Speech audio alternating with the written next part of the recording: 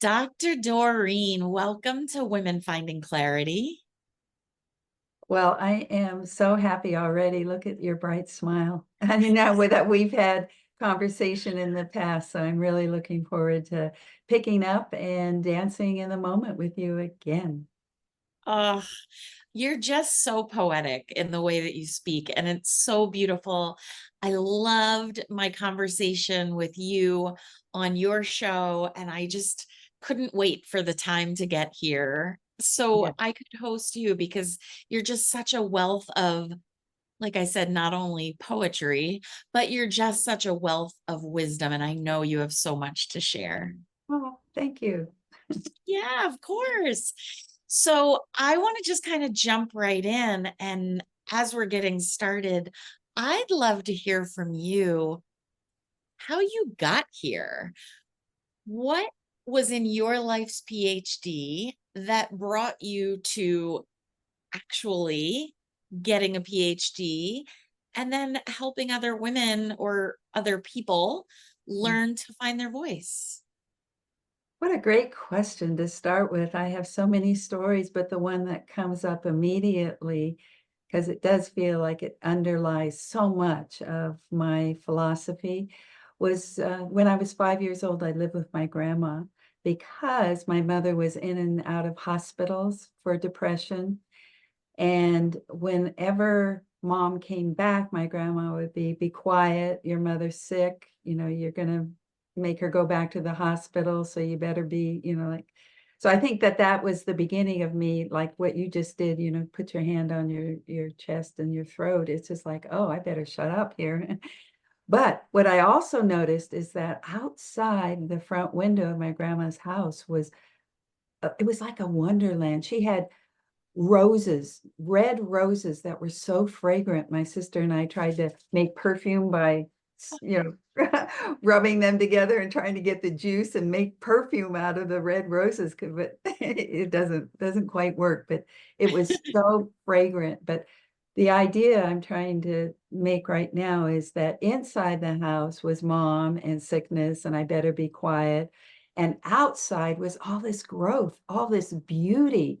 My grandma also had a bird cage out there, an aviary. So there was just all this life, running around, and gladiolas, and I don't know, whatever kind of flower you can think of that blossoms and is really bright. And that kind of threshold, here's the front door. I look out, there's life, and I turn around, look behind me, and there's pain. So I think that my ability as a little girl to understand both the suffering as well as the possibility, the pain and the possibility at the same time, right there on that threshold. And, I don't think that I would abandon my mother and just go out into life. And I don't think I wanted to stay in the pain. So I needed to do both, go in and out. And I think metaphorically, that's, I would say, the beginning of my story, and an answer to your question about what what was underlying me making this journey to have a doctorate in psychology, where I got to work with people and be able to say, hello in there. I know that there's pain, but guess what? Out here, there's there's life. Let's help you get there. And that's my story. It's tragic and beautiful and so inspiring because you could have stayed inside and you could have allowed it to just envelop you and you could have become part of the pain. And yet, even at 5 years old, you were able to see all I have to do is step outside of the door. And that kind of turns off the pain for a little while. Mhm. Yeah, it's so compelling, the draw to life. And I think that inside of us, growth and, uh, I don't know, maybe even you want to go to destiny. Well, I do. What I was destined to become. Yes, yes. And the fact that I mean, I would imagine at 5 years old, you weren't like, look at this comparison. How is this Yeah, going to guide yeah, me in my life? But the fact that you were able to turn around and look at that and recognize that it truly helped shape who you are and who you were as a person. yes.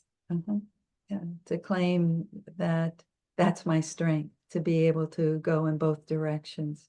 And that's why I think what I've done later, when I realized I was hiding myself, I was holding myself back because I was afraid also, even though I just told you about the two parts, I still feel like the other part about how I held myself back and how didn't go across that threshold in my life. I had the PhD.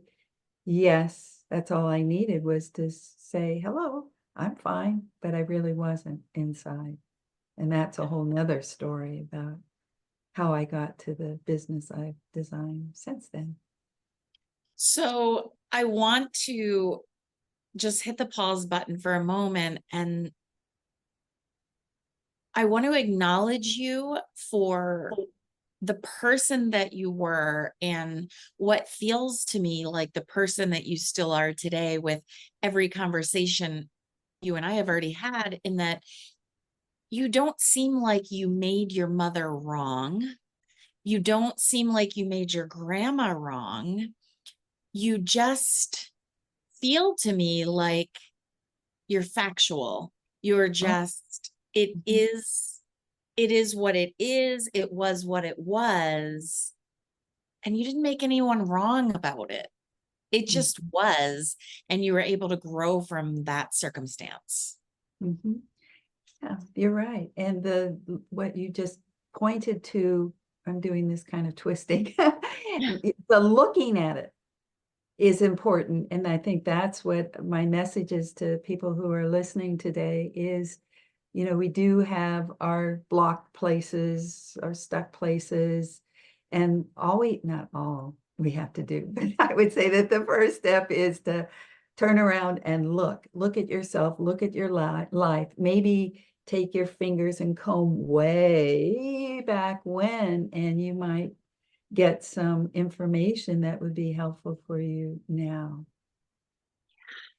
Absolutely. So beautiful. So moving forward to, okay, you had your PhD and you still, even though you were at the door, you were at the golden door, I've got my PhD, and you still had work to do Yes. within yourself. So let's talk a little bit about that, or a lot of bit about it, because what did that look like for you in having the huge accomplishment of a PhD and yet still not your voice? Oh, wow. That drops me down into remembering a little bit and feeling sad for all the work, the 8 years of getting a PhD and getting to the end and saying, is this it? Is this all there is? Yeah.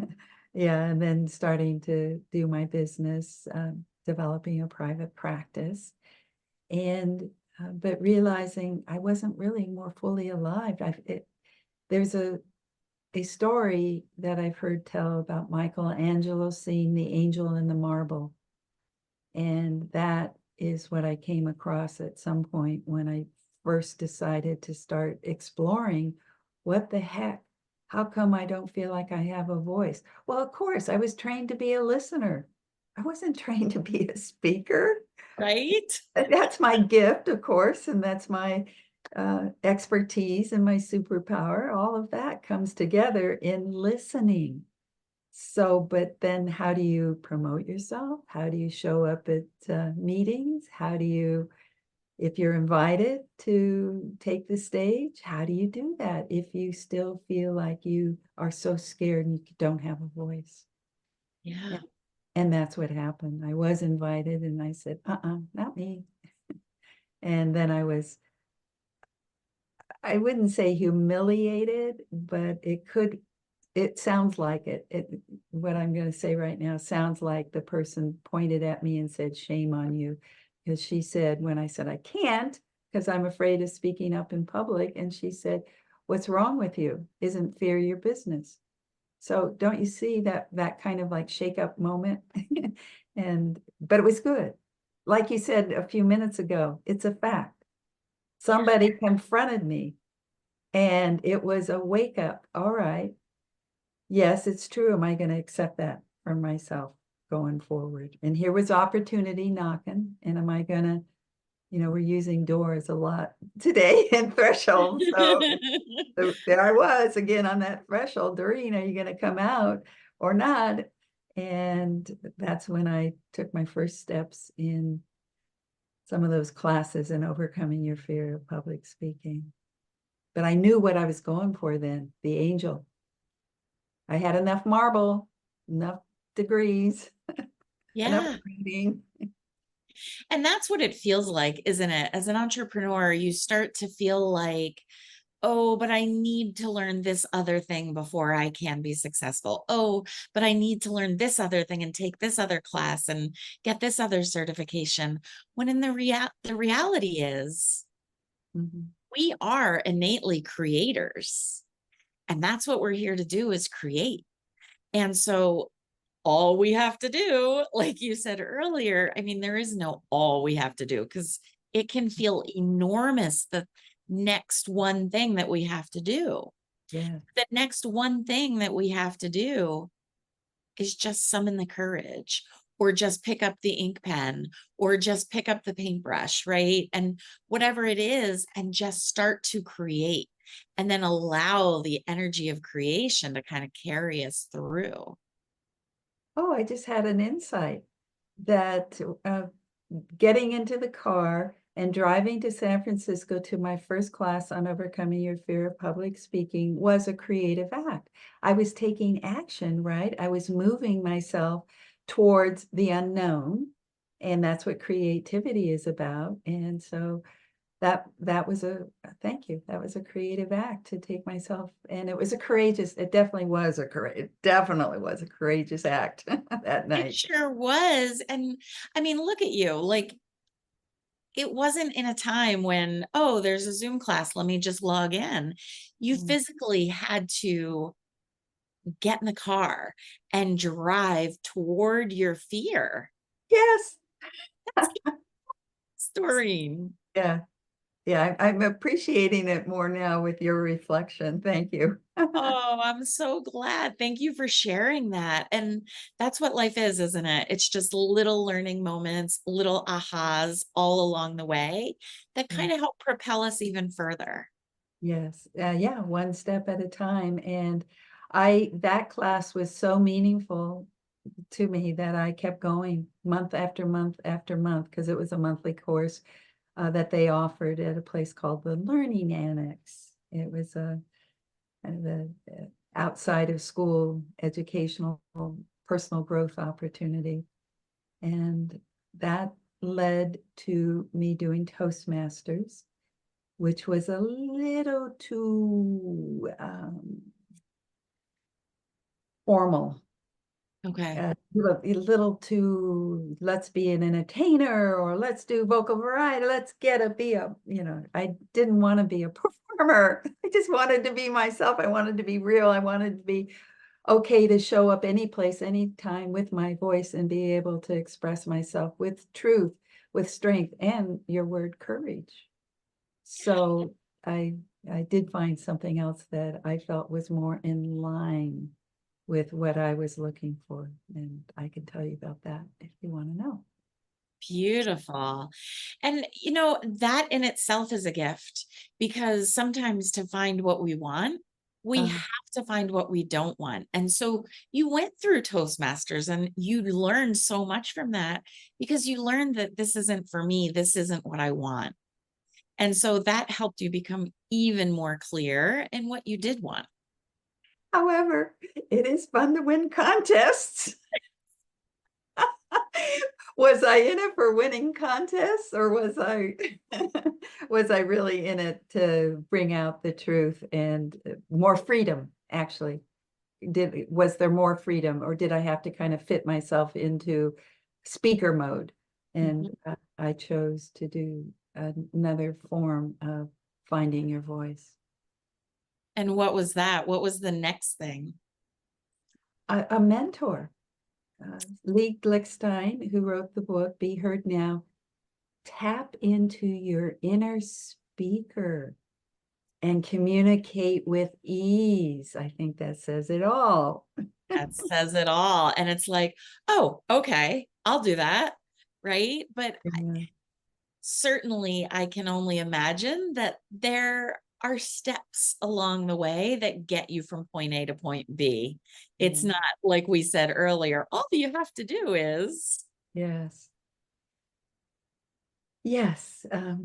Yes. He create a program called Speaking Circles, and you're surrounded by people who agree to give you only positive feedback or essence, something more about a strength that, and we grow from strength as opposed to, oh, put your arms down or make sure you're making eye contact or any of the kind of speakerly types of things. This was just finding your ability to be present in the moment. And he would always say, in order to be heard now, you have to be here now. And that just, vibrates, resonates with, yeah, mic drop. The Yeah, mic drop. Yeah. yeah. Say that Yeah. again, please. To be Yeah. heard now, you have to be here now. Right in Wow. the center. Yeah. So that was the practice, is to find presence and to find grounded sense of being, not necessarily speaking, but from being, then words come, and they're more my words. They're more, when I guide people to this inner state of being, they get surprised that words can flow more easily. But you're right, it is a step process. Absolutely. There's always going to be the tactile, the practical, the all of that. But at the end of the day, you have to center yourself and pull from within and channel that divine gift that you have that is your voice and allow that to come out, because we can all memorize facts and figures. We can all memorize poems and recite them, but it's something completely different to be able to reach down inside of yourself and pull that out using your voice. Yes, you've really described it so well. I almost want to say, oh, can you just show up next time and say it for me? That was very, very well captured in the essence of what I teach, because it is about your essence and like what you're talking about. And we're both using our hands to go down and in and then coming up. And so when I work with people, they want to get rid of the fear. And my approach is to face it, embrace it. And once you've moved down into the essence, fear starts, when you find your voice comes up and it begins to dissolve fear from the inside out. It's a whole new technique. I haven't really ever called it a technique as such, but that's what came out right now, is that people want techniques. So we got a technique. Absolutely. And it is a technique because it's it's something you can learn to do, and Yes. that makes it a technique. And we all have it inside of us, right? But what do you feel like is the underpinning thing that you have found that stops people from using their voice? Fear. Fear. Oh, yeah, F-E-A-R, fear.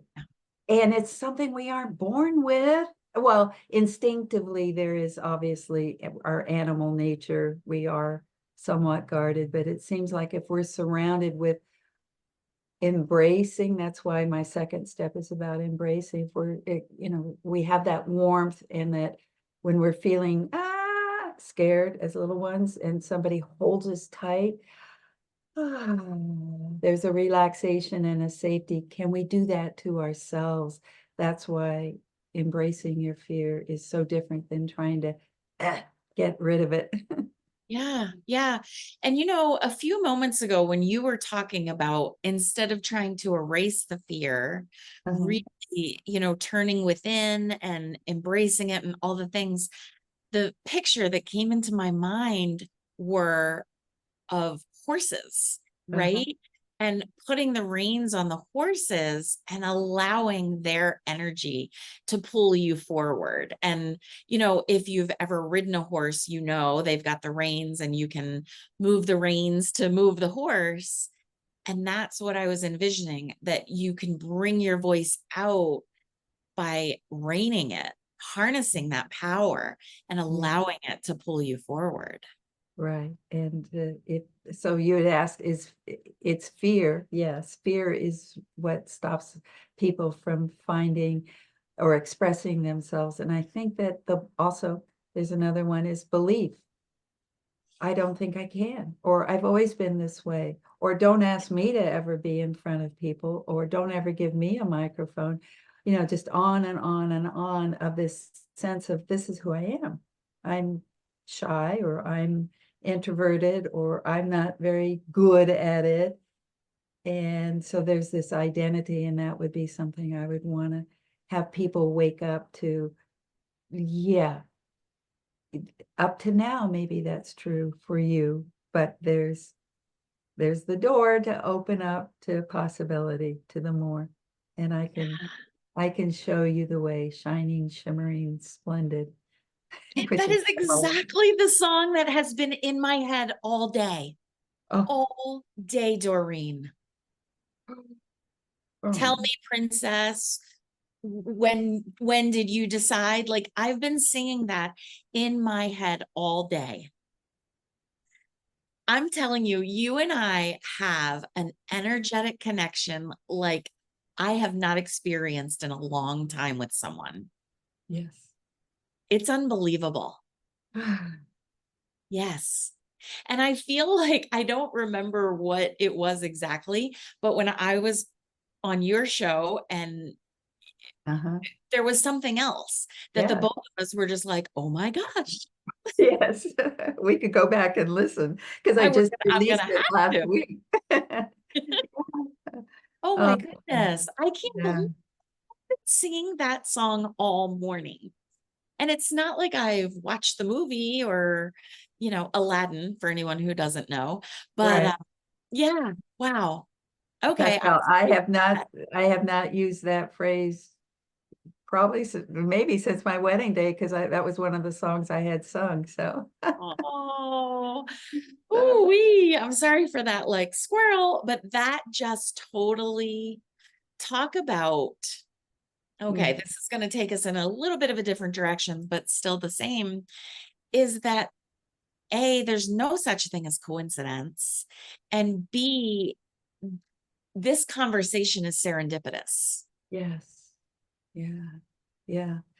And I think when two people who this is the beauty of what's possible in life is when two people understand what essence means and how to be with each other in a more open, spacious, allowing sort of way without trying to answer questions that are scripted.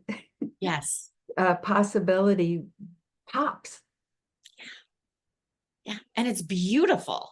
and If yeah, you're not listening and watching on YouTube, you need to hop over to YouTube because I think like the expressions on our face in that moment where we were both singing and talking about the same song was just priceless. And that is the magic, isn't it?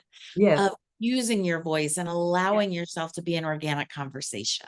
Organic conversation. I never heard it said that way. Great. Yes. See, there Yes. you Hmm. go. We're dropping all kinds of truth here today, Doreen. Yes.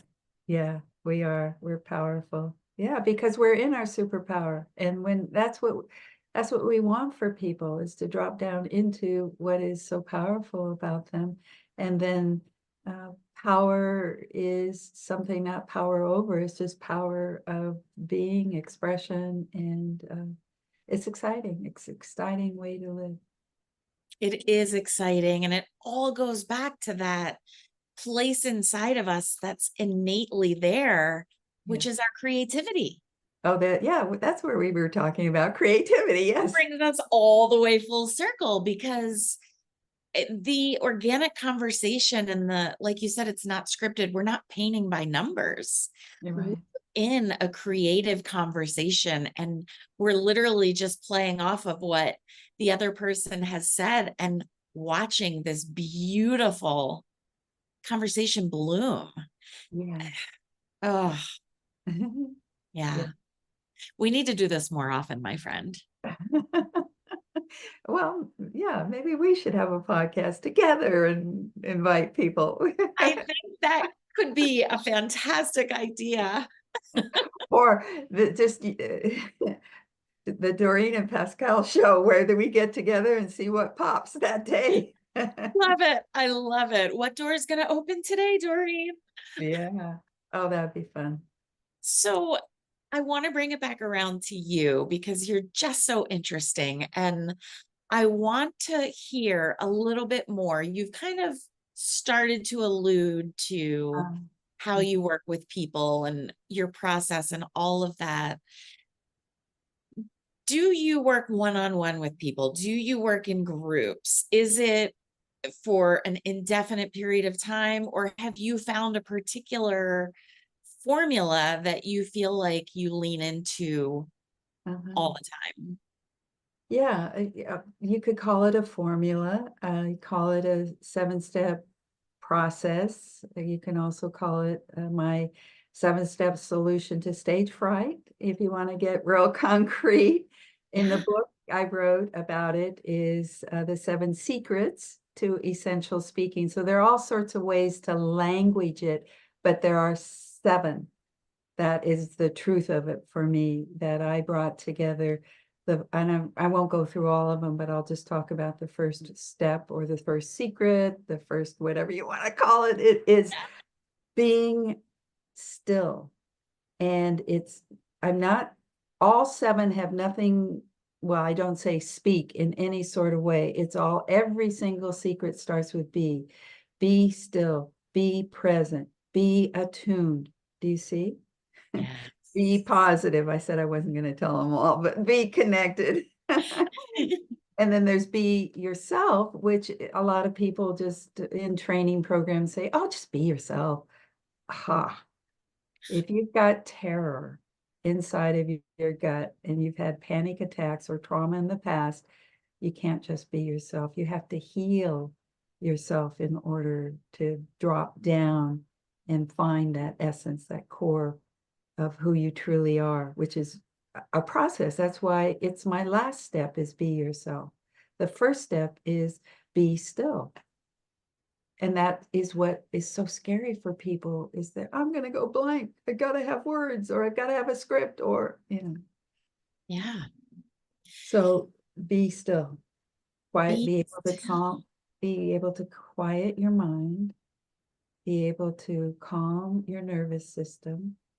And people have different ways of doing that. So I don't have one method. I help people find the method that works for them so they can trust themselves in any situation where they start to feel the panic coming on, that they're able to recalibrate their body in such a way, ah, I'm okay, I'm here, I'm centered, I'm grounded, I'm present.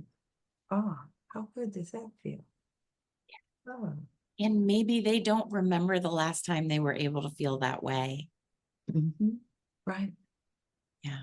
So there's a training on what that feels like when so you asked if I do. Yes, I do individuals, but I also do groups. It's currently a 3-month or a 12-week process. Each week has a lesson. You get access to an online material, plus I work with people weekly in a group, an hour each week. So there's a way to go from start to finish on finding your voice. Beautiful. So beautiful. And I feel like once I were to step into I'm going to say beautiful again, the beautiful container that you create, I would never want to leave that container. I would always want to continue on. Okay, Doreen, what do you have next? What do you have next? I Because have so much else that's next. I have no doubt. I have no doubt. You Listen know, to this one that I've done that I love. Find, well, it's voice your vision. Oh, isn't that a good one? yes, it's a very good one. You and I are going to have to talk more about that. Yeah, I have, and full presence communication. I have lots and lots of programs, but the first one is my master class, which is just an hour long, where I help people face fear, embrace fear, and replace fear. Because you can't do any of the further kind of learning how to be quiet until you can know how to manage fear in your body and in your mind. Wow. And that really says it all, doesn't it? Because if you're thinking about a container, and that's what we are containers. Mhm. Um, Nice. you think about what's already in the container, and then all the fear is sitting on top of that. And so you're not able to pour out all the beauty that's within the container because the fear is the stopgap. It's sitting on top of everything and not allowing it to pour from the container. Yes. And you can't let things in or you can't let things out. The juice, life energy, and that goes for people who are listening. It's also, I think, has to do with private, personal partner communications. And I didn't, it's a whole nother story, a whole nother episode about finding my mate later in life and getting married for the first time at 60, which I think has all to do with finding my voice, opening up and allowing somebody in to me. Ah, Yeah. So yeah, you're coming back. We're going to do part two another time, and you're going to have mhm. to tell that whole story Yes. because that sounds just beautiful and amazing. And you recently just had an anniversary, yes? Yeah. Yeah. 2 days ago. Happy anniversary. Thank you. So wonderful. And you're beaming, so I know you're happy. Yes. You know, going back to what you were saying, like some people are like, oh, I could never get up on stage. Oh, I could never speak in public. Oh, I could never. Oh, I'm this, I'm that. I, on Friday night, was invited to teach about energy work and lead a guided meditation for someone down Cape. And she had her guests, and the whole, I would say three-quarters was learning about energy and how it shows up in the world and how it shows up in your body and learning about your seven major chakras. And then I led them through a guided meditation. And before we started, I said, do you have any questions? And one person raised their hand and said, well, I can't meditate because my mind won't shut off. And it was bringing, when you were talking about, shoot, what was it in our conversation that made me think of this? It doesn't matter. But she's like, Quieting your mind. quieting your mind and all the things. She's like, I can't. Oh, we were talking about, yes, quieting your mind, because I was then thinking in my mind about, because we always have to have distractions like social media and all the things. Mhm. So back to this, sorry for that little segue. She's like, I can't meditate because I can't shut my mind off. And the thoughts just keep coming in and it makes me anxious and la la la. So I told her, it's okay. There's no expectation here. That's why meditation is a practice. And that's why, you know, we talked about it a little bit. And then I led them through the guided meditation. And then when it was over, I gave them quiet time for reflection. And then we had time for sharing. And she raised her hand and she said that she was able to, for the first time ever, she said, I could hear your voice, but I was not in this room. She said, I don't know where I was, but I didn't have any thoughts. I could hear you, but I wasn't thinking about anything else. And I Oh, said, there you go.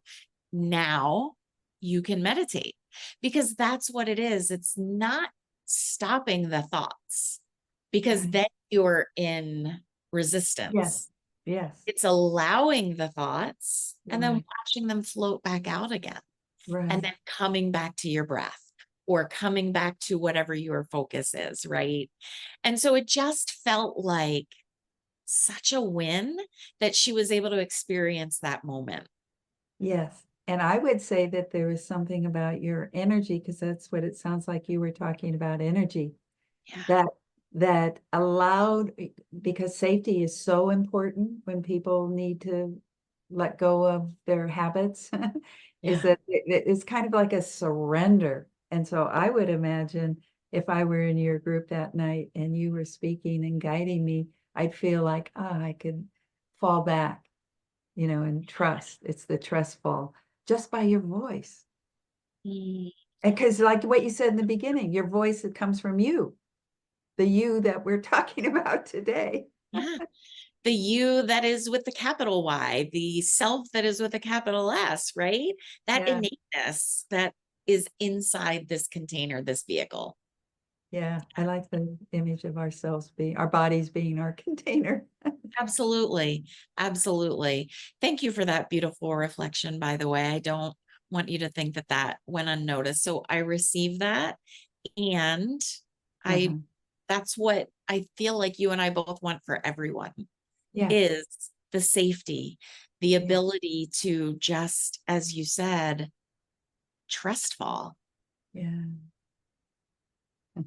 But I don't know if you ever watch or go to any concerts. I've never gone to a concert by Pink, but I heard the song Trust Fall, and my whole body right now is kind of shivering also. And I said, oh, I gotta go wherever she is to see her sing that song in person. You do. I I've did. been. I Oh, did. and how was it? Fabulous. Yeah. Oh yeah. Oh yeah. Oh yeah. So many of the songs really hit home about expression and her relationship to her father, and who was alcoholic. And so a lot of things I understood about her as a woman who was bold, bold, bold Mhm. beauty. Full beauty. And you know what I love about her is she is bold, and she does stand up for herself, and she does use her voice. And there was an interview that she was in, and someone asked her about Madonna and Madonna's face, because Oh, there had been photos that were released where Madonna's face was puffy, and what did she think about that? She immediately, you could see, I don't know if it was anger or if it was frustration or if it was whatever it was, but she's like, that woman has moved mountains basically in her career. She's done so much to move women forward.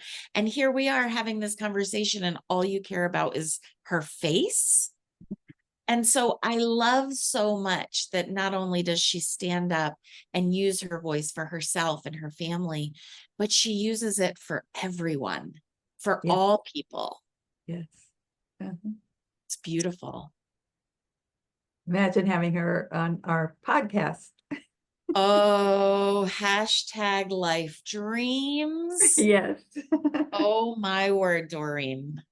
Yeah, I could talk about Pink all the time. My daughter and I went to see her concert Yeah. last summer. And so not only is she a spectacular performer, but I was with my daughter. I Yeah. mean, Yeah. Empowering your daughter yeah, with models of exactly. what we can be as women. Yes, as females. Exactly. Oh, Hey, I could hey. talk about this all day. So, Um, all right. I know that we're kind of coming to the end of the conversation. And so I want to be sure I get this piece in there. Where can people find you? And is there anything that you would like to offer to listeners? Yes, I think the easiest is my name, website, DoreenDowning.com. Easy, right? DoreenDowning.com. Everything is there. My YouTube channel, programs, coaching. If people want to book a free complimentary 15-minute session, I would love to listen to what people are struggling with and how I might be able to help. Have lots of resources. And one resource I'd like to give today is a guide to, and it's called Your Guide to Magnetic Speaking. And it comes from the fact that I don't teach people how to be dynamic and out there and prancing around on a stage. I teach them how to be magnetic, which means draw people to them, to attract people to who they truly are, because the magnetism, the magnificent magnetism that's within is what I think when you speak, people get to be touched and inspired by that and walk away with having been touched and inspired by your energy. Mm. And that is a gift. I have put your website and the link to get your free guide. So thank you for that. All of that is in show notes. And, you know, I will just add to that to encourage everyone to go and grab that free guide and start experiencing Dr. Doreen for yourself, because as you talk, Doreen, you are the expert in magnetism using your voice, because the whole conversation, I have felt myself leaning in, and I felt myself becoming excited, and I felt myself, and it's all what you are teaching is who you are. Oh, wow. Thank you. Yes. Yes. And isn't it fun to bring yourself to a conversation? And I feel like there's right now with you a little bit of a mirroring going on. And I think that with you being so open and me being so open, it's like, hello in there. Hi. It's just like we recognize each other. So Yeah, thank you for this opportunity to I don't know, play in the sandbox of life with you today. absolutely. What I was picturing was on the swings. We were on the swings together. So you have us in the sandbox, I have us on the swings, but we're just at In the the playground playground. of life. Yeah, the playground of life. Thank you so much, Pascal. And who's ever listening, I hope they keep tuning into your podcast, because this is, you used a word earlier today, magical. Mm, thank you. Thank you so much. And for anyone who's interested, go to Doreen's website, check out her YouTube channel, because you can find our other conversation on there. Yes. Thanks, Doreen. You're welcome back anytime. Oh, thank you. Thank you.